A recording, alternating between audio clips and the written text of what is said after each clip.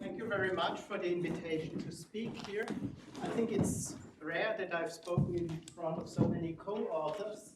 So actually, this is some work I did with the previous speaker, with the chairman, with one of the absent organizers, and Ludo was a nice, very nice participant of the workshop. So I do not assume that you know what an extruded graph is. Actually, with apologies to certain parts of the audience, I will almost not assume that you know what a topological is. I try to explain things informally. So the nice thing about these workshops is that I do not have to explain what's here on the blackboard. We all know this situation and we want to study it. Let me say what I have. I have a finite dimensional vector space. These will be all complex vector spaces for simplicity, but it's not really essential. Then we have another finite dimensional vector space, auxiliary space. Let's secretly assume for the moment that they come with some bilinear pairing that I do not have to distinguish a vector space and its dual to simplify notation. And then I want to consider a system on the square lattice, and honestly, I don't want to do it only on the square lattice. I don't want to do it maybe on other lattices. Maybe I don't want to do it on lattices only. This will be part of the motivation for the talk later on. And then you are given a certain datum here. So for example, for the square lattice, you would need for every vertex here a quantity which I call a tensor, which associates to 3 vectors in, oh, sorry, this should be actually 4 if this is a 4. If this is a rectangular lattice, to 4 vectors in the auxiliary space, which I will think about being associated to what's called a half edge. What is a half edge? You know what an edge is. A half edge is an edge plus an adjacent vertex. So every edge has 2 half edges. And now for this configuration, I have a tensor, so I have a way to associate 4 vectors here and 1 vector to physical space, the number. You all know this situation. I want to analyze it. I want to analyze it with the goal of constructing such models explicitly from some standard algebraic input, and I want to analyze it using topological symmetries. Now, there's a first point I would like to make, and this is a point actually Paul was making in his talk on Monday already, but I don't think it's wrong to repeat it here in 2-dimensional systems, and I'm thinking about this as a 2-dimensional system. Topological symmetries are encoded in 1-dimensional topological defects. And let me explain in a brief interlude what the idea is, and there's some overlap to Paul Bentley's discussion, but it's not a complete overlap. So actually, this is a story which is in a certain framework very old. I'm not going very specifically to this framework, but inside rational CFT, many things can be realized in a mathematically precise version. So anything I'm telling you are secretly mathematical theorems, although I'm not stating them as theorems. And there, in some work with Fröhlich, Fuchs, Runkel, back almost 20 years ago, we observed the following thing. If you have an invertible defect, let me informally define, and defects are line defects, 1-dimensional defects here. Let me informally define what this means. Informally, this means that if I have a defect running in this direction and this direction, I can replace it inside any correlator by this configuration and nothing changes. Yeah, so that's my definition of an invertible defect here. And if you are given such an invertible defect, you get equalities of correlators.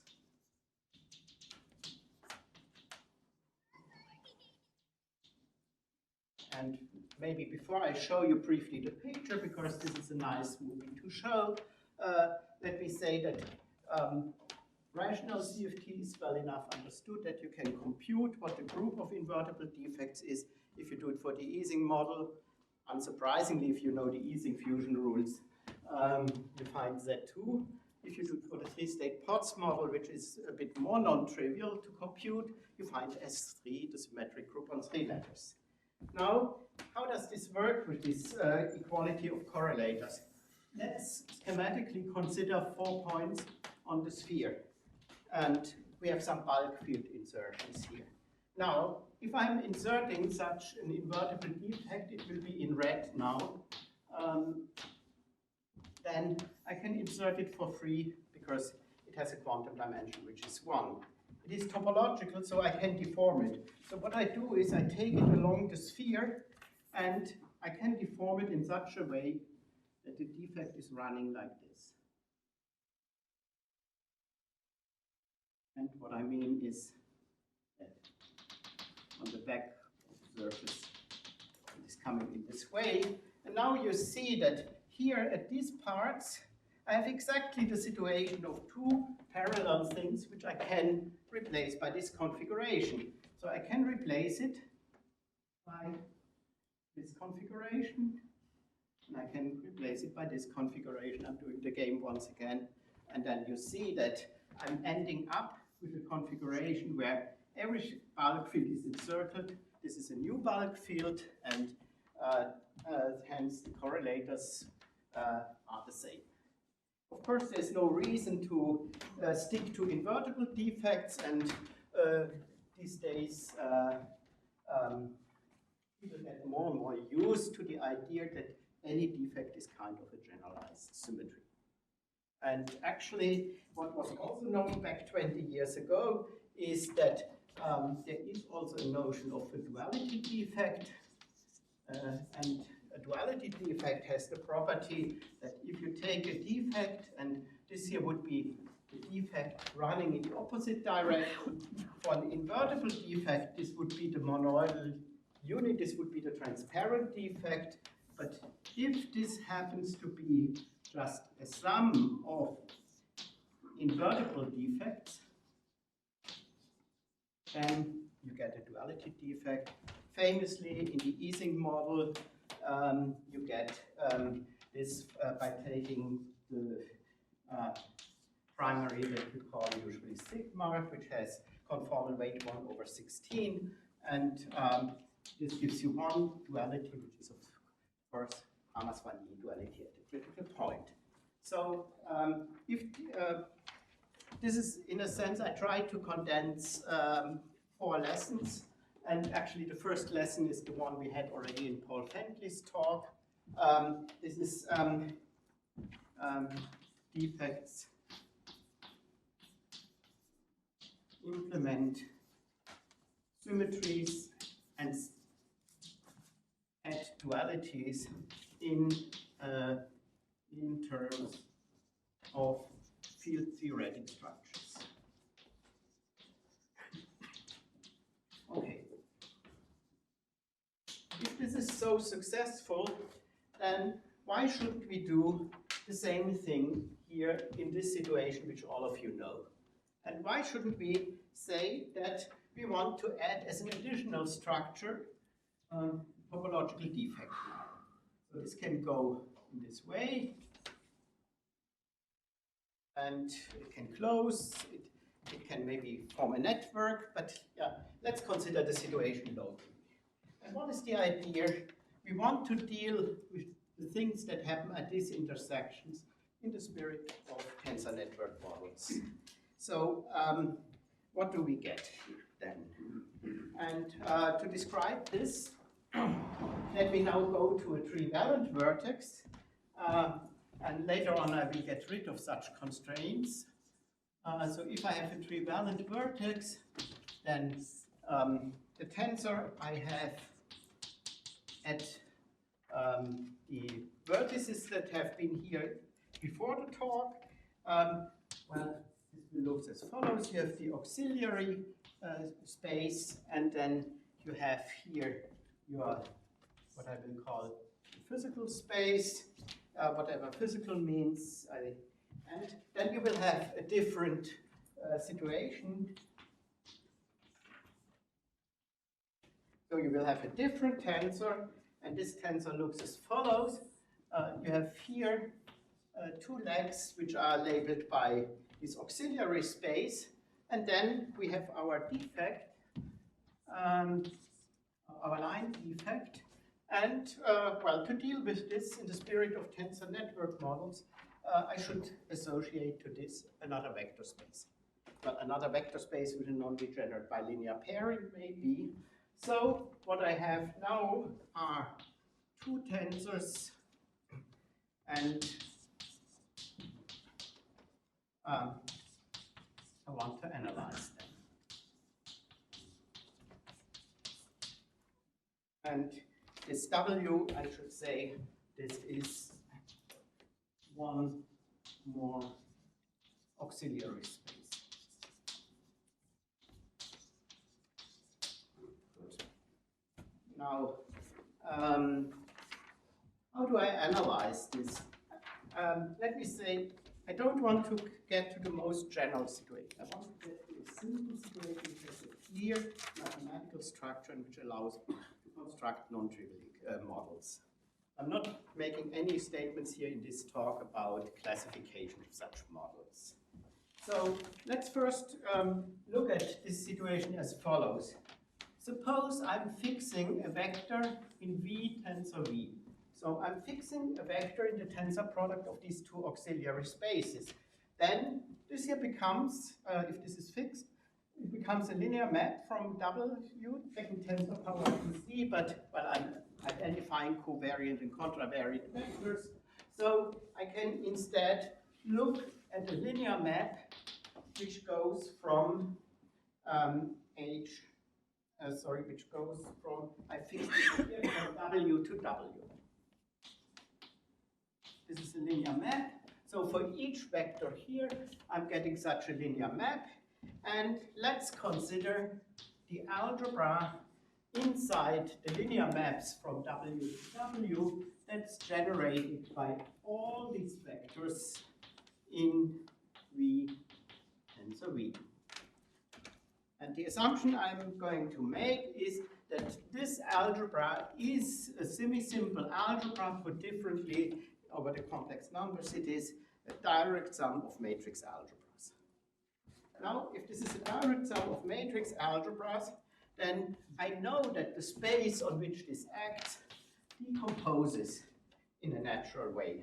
So it decomposes as a direct sum, and if I may write it here in mathematical terms, well, it is labeled by the isomorphism classes of representations, of simple representation, of irreducible representation of this algebra BW. So it might look high-pro at this moment to say that there comes a first category into the game, which is the category of representations of this finite dimensional semi-simple algebra. It is a finitely semi-simple category, so for the moment it's just an abelian category, no tensor product, nothing else. And our analysis is, of course, symmetric in terms of V and W. So anything I did, I can do it in a similar way by now introducing an algebra where I take similar endomorphisms W for W in W tensor W.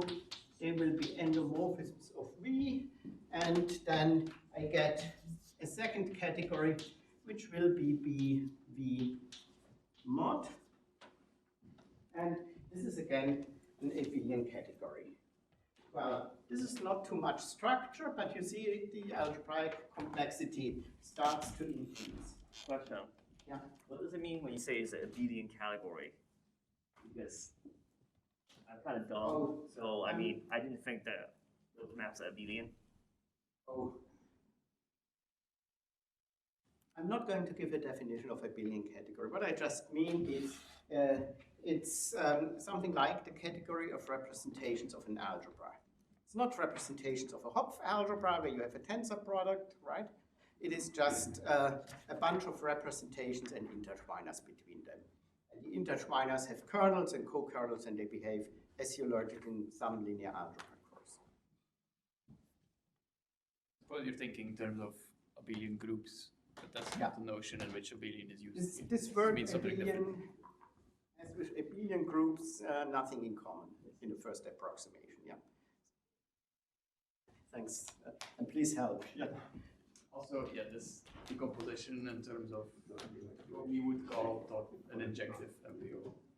Yeah. Just to translate. Yeah. So it's good if I have a live translation, because one of the funs in this collaboration was that people from different backgrounds talk to each other.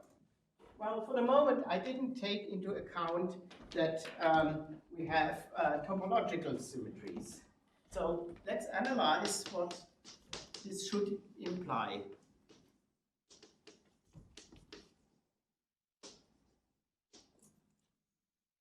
Now, what should this imply? Well, if you see here our first drawing, topological means that if you're deforming the position and you're not crossing anything interesting like an anionic excitation, then this configuration and the one where you decide that this line takes this path instead, they should give the same result. That's what I mean by topological. And if it is topological, then if you have two lines that are parallel, you should be able to move them such that they are on top of each other. So there should be a notion of a fusion of these invertible defects. Okay, so we have two things. We have fusion of topological defects, and we have something which expresses their locality. Now I need to get the right colors. Okay, so what is the thing I need for locality? So here's my trivalent vertex. I'm not going to write here really the physical Hilbert space, which I imagine sticking out of the blackboard. And it shouldn't make a difference whether the topological defect is running here or whether the topological defect is running here. That's part of the thing being topological. And then there should be a fusion of defects. Well, this means if I'm given two of these defects of different types, then I can fuse them into a defect. Of course, as usual in fusion business, there will be some degeneracy space, so some spaces of couplings, and then there will be a business of recouplings, and you know what happens with recouplings. With recouplings, you will have 6J symbols. 6J symbols will have to obey pentagon equations, otherwise that's not a consistent recoupling. And if you want to put all this into appropriate words, then you want to say this is a spherical fusion category. Now, I'm not going to explain here the word spherical. Let me just say that you need spherical, that you are able to associate scalars to this simple object or to any objects in a consistent way. They appear in various formulae. And now, what I want is that this configuration, sorry, this is the wrong color. This configuration should be the same as this. So the fusion of these defects should be also topological in the sense that I can move it across our lattice. And yeah, so let's analyze what these constraints actually give us. So the first thing is I introduced here a category C. Well, this category C was used to introduce actually different types of defect lines. And what we realized is that C should have the additional structure of the spherical fusion category. And the analysis being fairly parallel, let me just tell you that this here should be a spherical fusion category as well. Now, let's look at these things here and let's count. And then you see that if these are equal, this is exactly, from the counting, this exactly looks like a pentagon. Why? First, let's look at, let's look here. So if I take these tensors here, then a pentagon means that 3 tensors is equal to 2 tensors. That's very roughly the counting. So here you have 2 tensors, and that should be equal to 1 tensor. And here and 1. So what I want to do is I want to interpret these 2 things in terms of 2 mixed pentagons. So I have to explain what a mixed pentagon is, and actually I want to explain this by using categories. Now, I said I do not assume that you are familiar with the notion of a bicategory, so let's go slow. So let's start with the notion of a category. If I have a category, I can have objects and arrows. Now, let's assume that I have a single object. Well, this means that any arrow has to start and to end at the same object. And the only thing that remains from a category is that you can concatenate arrows, that you have an identity arrow, and that concatenation is associative. So a one-object category is really the same as an associative unital, so having a one algebra if it's a category where the home spaces are vector spaces, otherwise I would have to say monoid. Yeah? So so a one-object category is really just a monoid, an associative unital monoid or an algebra, because you have just to look at the morphisms. Now let's do a little exercise. What is a two-object category? Well, a two-object category, it has 2 objects, and there can be arrows going from one object to itself. So what I just explained to you is that since concatenation is associative and there is an identity, this here is again a unital associative algebra. And of course for the other object I have the same, it is also a unital associative algebra. But there can be arrows going from one object to the other. And now I can do the following thing. I can go here, and then I go here. This gives in the end a path from here to here. So what I have is a composition of a path here, so that's a morphism here, and a morphism here, and that gives something which is in M. So what does it mean? This here was associative, the composition is again associative. This means that N becomes a left C module.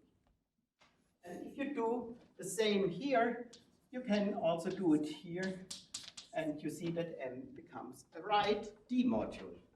Of course, you have to do all the checks, but you see that what this setting gives you is two unital associative algebras, a bimodule where M is now a CD bimodule, and if there are also arrows in this direction, then there will be M twiddle at the C bimodule. Okay. So this is simple category theory. You just need to know the definition of it. So now let's go to the next thing. So if I was so successful to package an associative unital algebra in terms of a one-object category, let me try now to take a monoidal category, like a fusion category. So this is a category with a tensor product. Imagine, for example, modules over a Hopf algebra. Yeah? So how can I do this? I will have again one object because I can form a tensor product between the objects, but think about vector spaces. There's not only a tensor product of vector spaces, there's also a tensor product of linear maps. So what you're doing here is you're associating for the morphisms a two-layered structure, because a monoidal category is a two-layered structure which has objects and morphisms. So in total, this will be now a three-layered structure, and this three-layered structure is a one-object bi-category, and you have now not only objects and morphisms between objects, but you will have also morphisms, two morphisms between one morphisms. So in our case here, if C1 and C2 are objects in a monoidal category, then this will be ordinary morphisms in the monoidal category. Okay, now if you're talking about categories, if there would be only one object categories in the world, we would never have introduced them. We would talk about associative monoids. So let's talk here about a two-object bicategory. So a two-object bicategory, well, I do the same drawing as before. There is again here something which is not a monoid anymore, but it is a monoidal category. And here you have another monoidal category. And of course, monoidal category means that you have tensor product D1, tensor D2, and here you have C1, tensor C2. Here you will have also arrows, which will be categories, and you are able to do the same thing. You are now able to take an object in C and an object in M to produce an object in M. Think about this as a mixed tensor product, which takes C tensor M to M. And similarly, you have another mixed tensor product. And of course, you have to work out the details. This tensor product has to come with mixed associators, and the mixed associators have to obey mixed pentagons. Yeah. So this is a two-object bicategory, and the point is that it gives you here mixed 6J symbols and which obey mixed pentagons. And I'm not going to write this down because I think the idea of a Blackboard talk is to discourage people from writing down things in too much detail. So let me explain how to get from these data really a PEPS and an MPO tensor.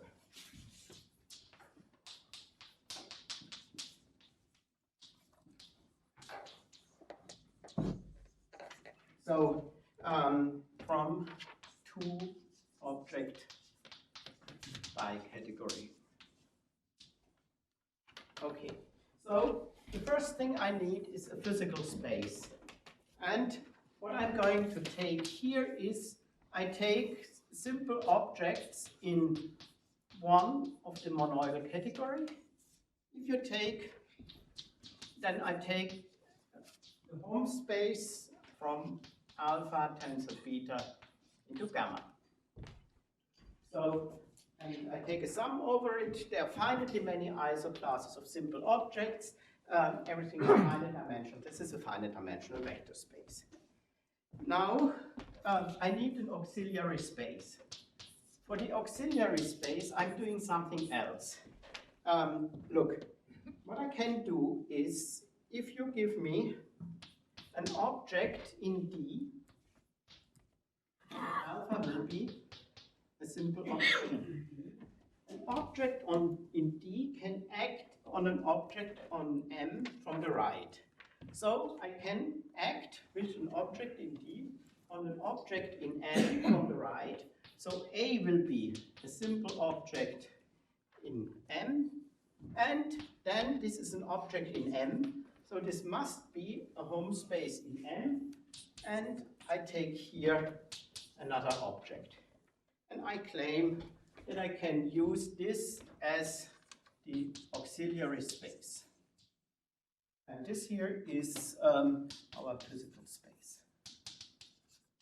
Okay, so I need the last thing. I was emphasizing over here that for the NPO tensor, I need another auxiliary vector space W. This is again a direct sum. And now I'm using that here I was acting with D from the right, I can act with C from the left. So I can act with some A on A. So A and D will be again objects in this arrow here. By the way, this is called a bimodule category, very much as the M up here has been a bimodule. Yeah, so this is a bimodule category, or a C-D bimodule category, and this goes into B, and A is now a simple object in C. Okay, so this is the auxiliary space for the MPO symmetries. Okay, so, and now I need to write down mixed 6J symbols. And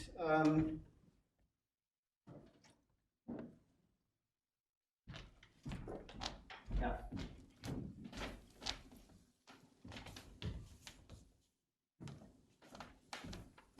Let me clean the blackboard.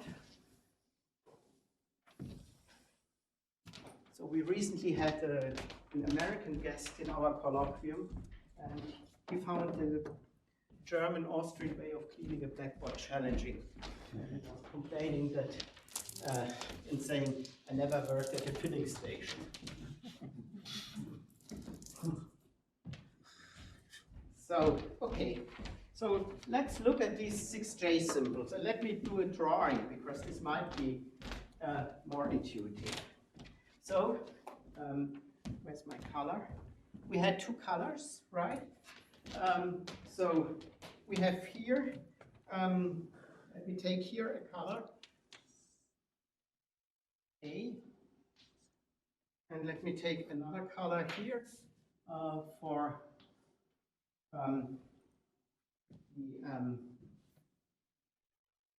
alpha, and let me take here, let's write these lines. And you see that I'm putting here capital letters, A, B, C, D. So if I'm putting lines here, then let me see that I'm consistent with my notation. So we have a quick look. A is acting from the right. So, yeah. So if I take A here, then I can associate here a vector space, which will be hom A acting on A, comma D.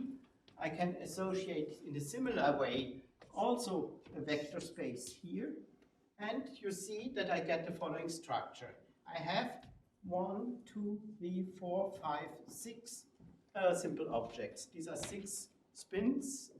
Now the new thing is that they do not take all values in the same category as is true for ordinary 6J symbols, but they take values in the corresponding categories. Now, as soon as you have fusion rule multiplicities, which are not 0 and 1, then for the 6J symbols, you need an additional coupling to choose. These are 4 couplings, and they correspond to the 4 vector spaces here. And in this way, you're getting here, from the corresponding mixed 6J symbol, you're getting a tensor. And this tensor obeys pentagon relation. And the check, which I'm not going to do on the blackboard, is that the pentagon relations, this tensor and the PEPS tensor, I'm going to write down next. These are exactly the 2 relations I had from this topological property of the symmetries before. What is the PEPS? So for the PEPS, I have the following situation. You see, I have now 3 lines. They are labeled by objects in our category M, in this bimodule category. And I will have another line because, with another type of lines, because you see that here the physical Hilbert space was constructed from objects in the category D. So what I'm going to do is I take 3 objects in D. So let's call them A, B, C. And you see I need a coupling here. And this is exactly one of the 1, 2, 3, 4 coupling spaces for these 6 objects. And that's where the physical Hilbert space is sticking. And now you have to sit down and to check that the pentagons are indeed the right relations. They are. And you see that from this setup, so from this 2 object bicategory, you're getting a consistent MPO tensor and a consistent PEPS tensor. Now, Lawrence will tell you much more about this later today. I want to add only one small comment and then shift a bit gears. Here, there's again an issue on whether you want this bimodule category to be invertible or not. And the simplest situation is when this category is invertible, which means that E can be actually recovered by looking at, well, M is a left C module category. If you look at functors that are compatible with this C action, this is actually the beginning of a longer story. This is a categorical version of Morita theory, which is also by now very well developed. And so now what you see is if we start from some physical space, then you're given the D in this notation. Is this module category M, is this unique? Well, the answer is no. In general, there will be many module categories. All this module category, any choice of a module category, let's say of an indecomposable module category, will give you different tensors here. These tensors will describe different states. So some of these states will be easy to describe for certain choices of M. Some of them will be more difficult to describe. But of course, we have a flexibility in the setup that we get more states if we draw, for example, such yellow lines for the MPO symmetries in our lattice, then we can get more states. And so essentially, think about the choice of such an M or of such a 2-object bicategory given D, because you have given your physical space of states. Think of this as like choosing some coordinate to describe your object. There's no module category which is intrinsically better than the other one. What I should say is that these are 6J symbols, and I was very much impressed about the amount of technology people have in the tensor network community to deal with these 6J symbols very explicitly numerically in concrete instances of these categories. And I think this is, in the long run, an important backflow from physics to mathematics, that these bicategorical structures will become more computable and more explicitly accessible thanks to this work. I want to switch gears, that's what I announced. And what I want to do is the following. I mean, you see that here, to have really 6J symbols, it is important that I have a trivalent lattice. Otherwise, there would be more coupling spaces and I would have to go to generalizations of 6J symbols. Yeah? So, also, working with lattices is not necessarily maybe the most natural thing to do. So I want to have a very powerful tool to address these questions on more general underlying discrete geometries. And I want to claim that topological field theory with boundaries is an excellent tool for this. And so the goal is beyond trivalent vertices for them. So what is a topological field theory? So if I say tool, it will be a three-dimensional topological field theory of derived Viro type, just for the experts in the audience, not to mislead them, but let me talk about them in a general way. So it is, first of all, and think maybe about Chern-Simons theory. It is something which associates to a closed oriented surface number. Sorry, three-manifold. Three-manifold a number.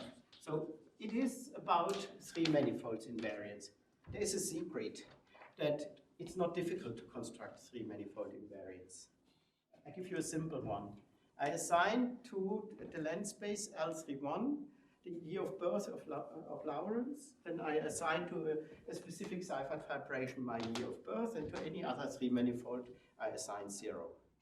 It's a three-manifold invariant, but it's not computable. And why is it not computable, or why is it uninteresting? It is because it doesn't have any locality.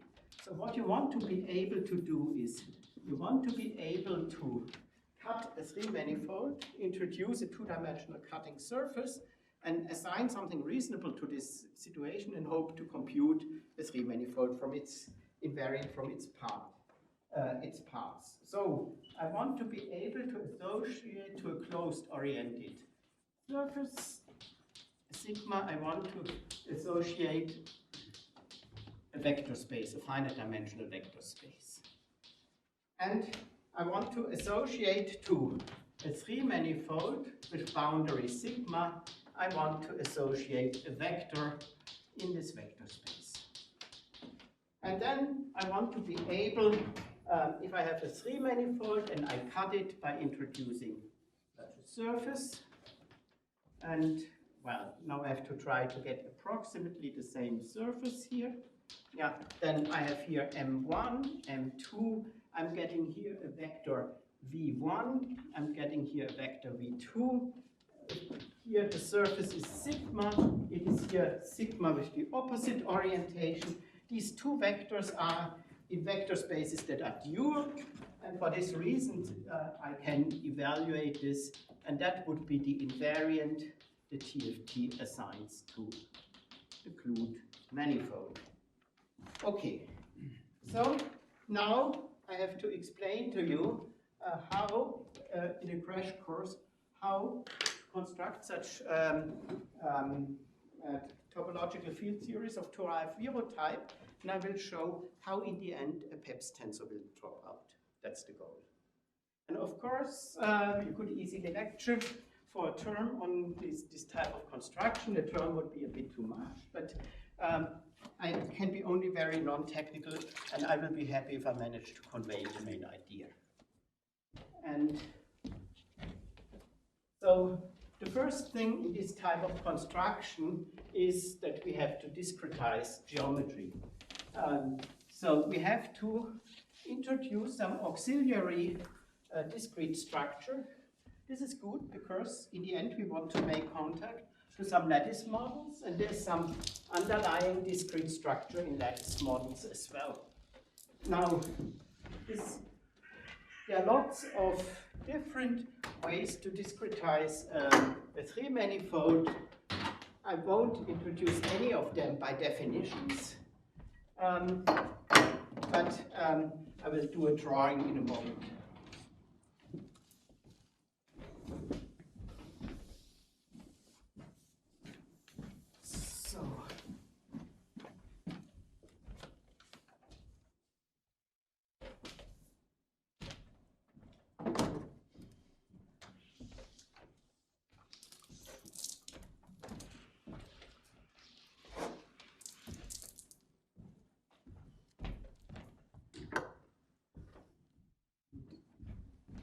So what I take as the input is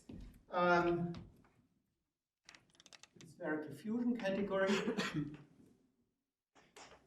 Take Ising, take Liang. And I said that I have to discretize the geometry, and this is done by what people call a skeleton. So the way to imagine a skeleton is as follows. You're putting walls into your three-manifold until it looks like this. And I think you start to get the idea. So there would be a structure of this type in your three-manifold. Now this structure has faces, it has edges, and it has vertices. And of course, it has also three cells. So the state sum model can be formulated in several ways. The way I'm choosing is that I'm assigning to such a face, I'm assigning to a face, if I have a skeleton delta, I'm assigning to this a simple object of, in my category D, so I'm assigning to it a spin, if you wish. And this will be our state sum variables.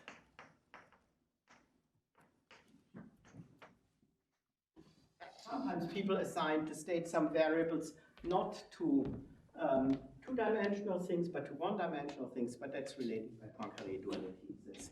That's not a big deal. So now, what I should say is, if there is such a surface here, which I call the gluing surface, because here I can glue two three-manifolds with boundary together, then there might be here some two cell as well, but these two cells on gluing surfaces do not get state sum variables. So for this reason, such an edge here, which goes to a gluing surface,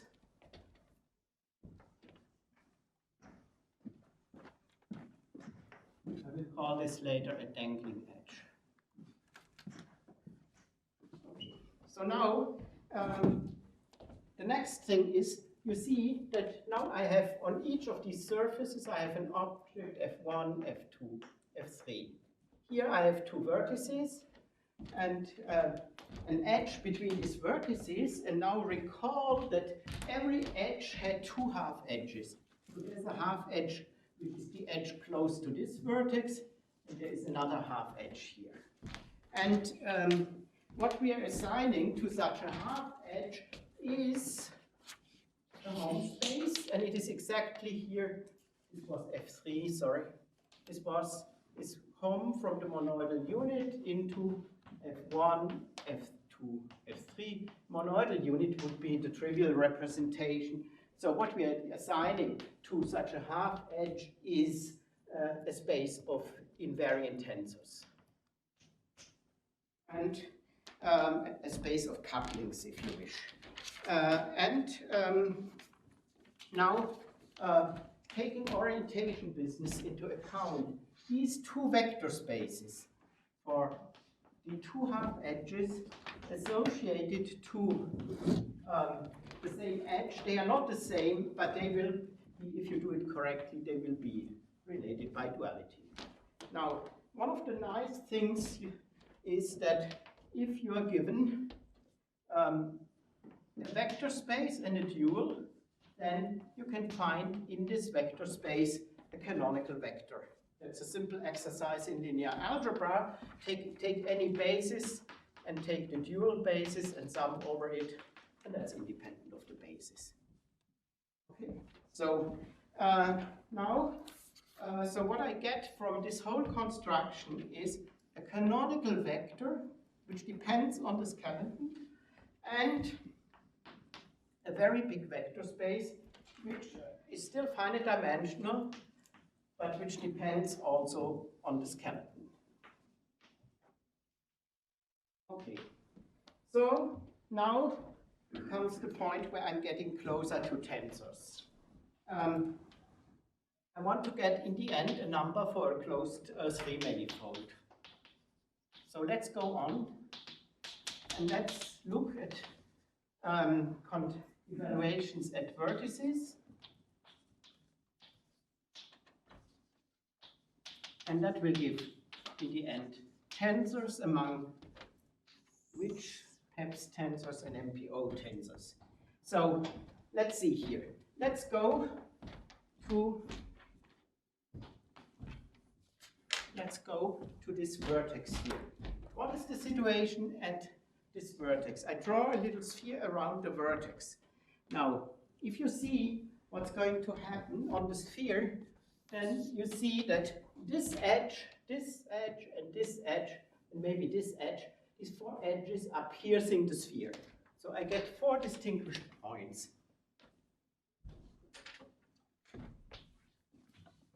So four distinguished points. Here, between this point and this point, the surface here cuts out a line on the sphere, and I label this line by F1. I label the other lines by the corresponding state sums. So what I'm getting is, in the end, a graph on the sphere which has edges labeled by F1 and which has vector spaces which are labeled by the vector spaces I assigned to the corresponding half edges. Okay. So I get a labeled graph on the sphere. And now the nice thing is that there is a graphical calculus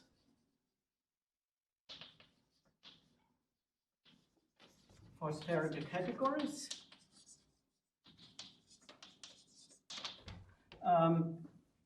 Given a spherical fusion category on the sphere. So that's why they are called spherical, because what does it mean? There's a calculus. I can take such a graph and I can associate to this a number. And this is very explicitly computable. So what I can now do is, for every vertex, I have a map which takes these vector spaces associated to the half edges, which are incident to the vertex, and I get a number from the evaluation. And this evaluation, this is, I want to think about this as a tensor. So these evaluations of graphs on spheres, they are interesting and systematic ways to get tensors.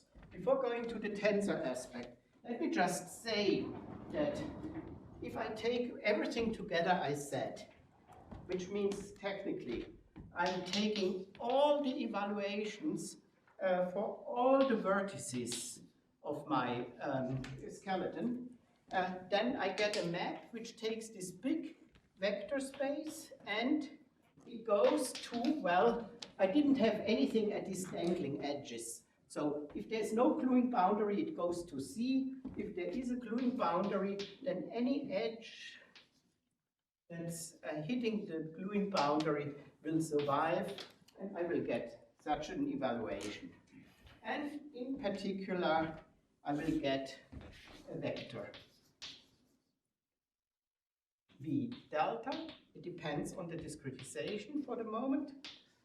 And we take here this canonical vector I constructed. The canonical vector are these vectors, and I tensor over all of them. And they will be in this vector space of dangling edges. So what did I achieve by looking at this Torah-Zero construction in this way?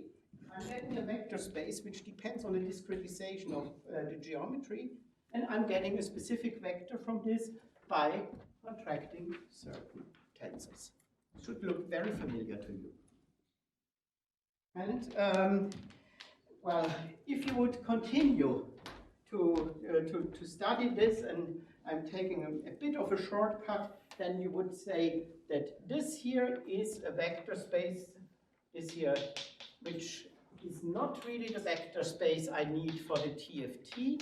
Well, it depends on the discretization. This is the nice thing about these state sum models, that they provide a big vector space consisting of a discretization, and there will be a space of ground states, namely the space of all these vectors I can obtain from various scalar. So that's why they are so close to other paradigma where I need a vector space depending on a discretization and a subspace that in the end will not depend on the discretization, but I'm not going to show this. Yeah, so this is very familiar to, I think, everybody in the audience from various perspectives. So now I want to go to the point where I can do the appropriate geometry for PEPS states. And I call it holography for the following reason. You hand me a surface sigma. So somehow I need a three-manifold from sigma, and I do it the three-manifold in the silliest way I can do by crossing it with an interval. So what I'm getting then is something which has two boundaries. Well, it has two boundaries, but I want to work with the vector space associated to only one boundary, because we want to look in the end at such a spin model on the surface sigma. What do I do with the other boundary? Well, I say this here is a gluing boundary in the sense I just explained, but this here will be a real physical boundary. And if you have a real physical boundary, then a physical boundary needs a boundary condition. Now, you have to think about boundary conditions for Torah-Zero models. This has been done. This is, and just take it that if you do it for a Torah-Zero model based on a spherical fusion category D, the boundary condition is just such a module category M, as we have seen it in this bicategorical framework. That's the analysis of boundary conditions in this topological field series.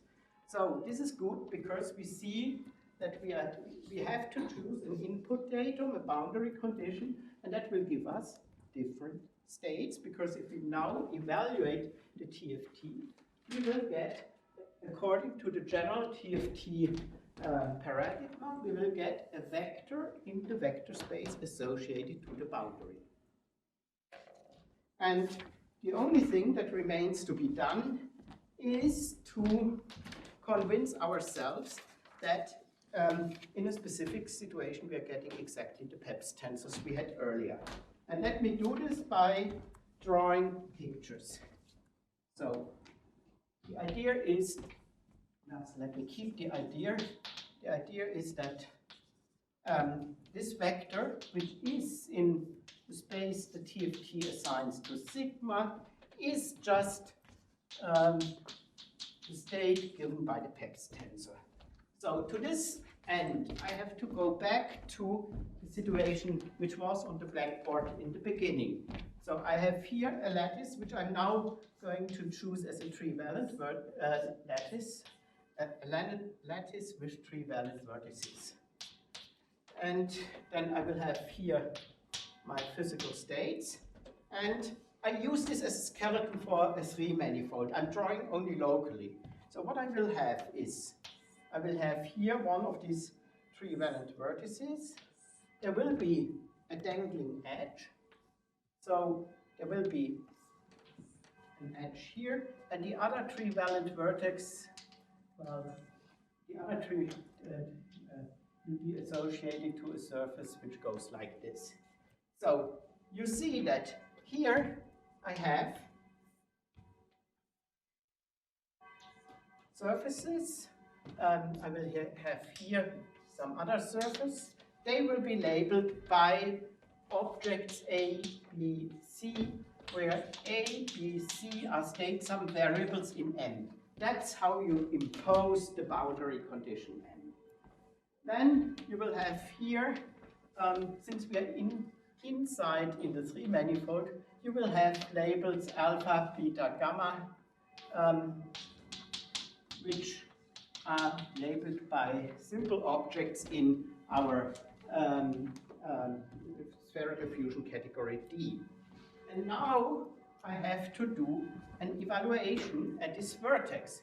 So let's do a little sphere around here, and let's try to see what we are getting at this little sphere here. And then you see that on the sphere I get here a line labeled by alpha, beta, gamma.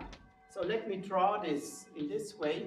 I have a line labeled by alpha, beta, gamma, and then they are joined here by lines which are labeled A, B, C. And I have to evaluate this graph on the sphere. Now, if you draw this graph differently, don't forget that at these points I have to choose also vectors to evaluate. These are the vectors which live in the vector spaces associated to the half edges. Then, if I'm drawing this a bit differently, and if I'm using a different color coding for the objects in my module category, then you see what I'm getting is a graph which looks exactly in the way we had the PEPS earlier on. So there will be these lines labeled by A, B, B, C, and A. This was exactly, and there's a coupling space labeled by alpha, beta, and gamma. So this was exactly the PEPS we had earlier.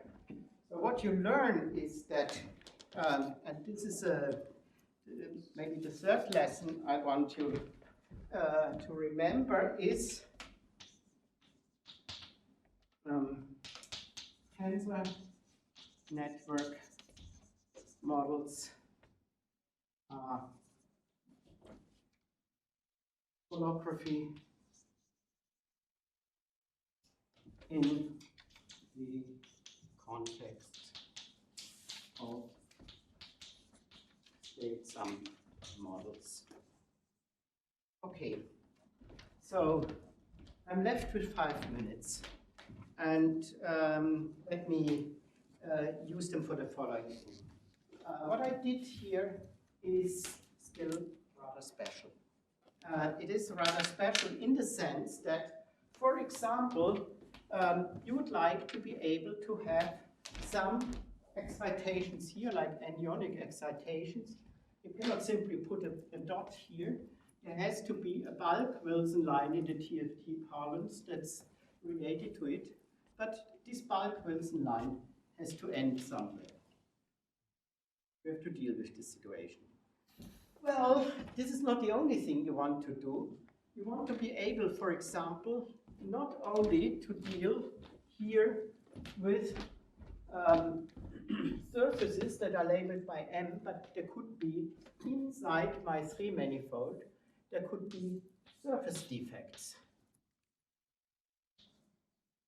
And the surface defects will provide interfaces between two different spherical fusion categories. These surface defects are very well understood. They are labeled again by bimodule categories, the types of surface defects. And you would like to be able to extend this construction to this set. So what you need to do then is to look at this situation and look at the situation where actually these three walls, they have a non-transparent color. They are non-trivial surface defects. And then you will have here, at this line, you will have a generalized Wilson line. So this Wilson line can be computed. The labels for this Wilson line, well, usually it's the Trinfeld center. It can be computed explicitly. And I'm not going to give you any details, but there are so many Belgians in the audience that I should say it's computed by a relatively linear product. So there's a very well-defined prescription. What you want to do now is you want to be able to evaluate much more general graphs on the sphere. You want to be able to evaluate on the sphere graphs which look as follows. Yeah. This is a certain graph outside on the surface of the sphere. And maybe it goes like this, and it comes back here. And, well, but since there are these generalized Wilson lines, there will be lines going to the interior here, and they will be coupled here. And this coupling space is a very complicated space. It depends on these generalized Wilson lines, which in turn depend on the surface defects. But this coupling space is well understood. And it's well understood by work which has been done to a fairly big extent in Vienna, in a paper by Gregor Schaumann and Jürgen and me. And so we know what to assign to this here. And now you can set up a graphical calculus which takes these graphs, which are, in a sense, mildly three-dimensional. It's kind of very logical that they are three-dimensional because outside we have fusion categories, no braiding, but what goes inside is a generalization of Trinfeld centers. There are braidings, and braidings are inherently three-dimensional gadgets. You can evaluate them. You can define the evaluation. You can prove that it is invariant under certain moves, and this gives you an enormous amount of consistent tensors. This is all worked out in a PhD thesis by Julian Farnsteiner. I hope the paper will come out soon. So TFT provides you plenty of more tensors. They are related by contractions. I'm pretty sure that people like Lawrence will be able to make them as explicitly available as the other gadgets, because I really admire to what extent they make things explicit and on a computer. And so there will be many, many more tensors from this source. Let me summarize. So, and let me repeat quickly the points I want you to remember. So the symmetries in such systems, they are inherently bicategorical. And they are realized by field theory, what I would like to call field theoretic structures. You're not putting anything at hand, but you're really putting these topological defects, and they give you robust symmetries for these models. Then the next thing is tensor networks are, in a sense, a holographic application of state sum models. You get the tensor by studying a state sum model on a three-manifold, which is a cylinder over the two-manifold. And when you put the appropriate boundary condition, the choice of boundary condition will give you the type of PEPS tensor you get. And I think this interplay between TFT world and the explicit power of tensors is very promising for both sides. And finally, this graphical calculus is a very flexible tool, and it's worth developing it, and it contains a lot of information on these higher categories, and in my opinion, sometimes in a much better way than the straightforward definitions of higher categories. And that's why I didn't have to present you any definition of a bicategory, although obviously I could have done it. And what are the points for further research? Well, Lawrence will talk about applications later today. how to make things computable. I think that quite a bit of this structure can be generalized also in a mathematical way beyond semi-simplicity. So that's topological field theory can be generalized beyond semi-simplicity and has very interesting structures. And finally, a trend that's both a trend in mathematics and physics is here we are working with three-dimensional TFT to get a holographic description of two-dimensional systems, higher dimensions. Okay, thank you very much for your attention.